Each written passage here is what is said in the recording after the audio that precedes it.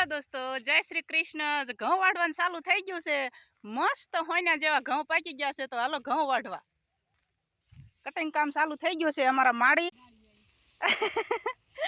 અમારા નણંદ બા છે ને અમારા માળી છે, મળ્યા છે ઘઉં વાઢવા। અને કૈલાસબેન હતા લગી મથતા હતા, કેરો પાછળ છે, હવે વાઢવાનું ચાલુ કરી દેવી।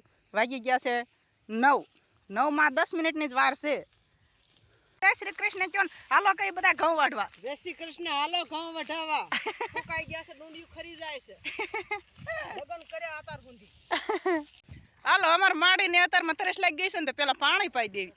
અને કસરું નહીં પડ્યું, ના ના માડી કાંઈ સવારમાં શિરાવે નહીં, એક રકાઈ ચા પીને વહી આવે, બપોર લગી કામ કરે। પાણી વધારે જોઈએ છે, ખાવાની જ જોતું। ખાવાની જ જોતું, પાણી બહુ જોઈએ છે, નહીં તો સારું કાં ઉનાળાનું પાણી તો બહુ સારું। હાલો તો બધા મંડવી વાઢવા જટ પાર આવે। જય શ્રી કૃષ્ણ।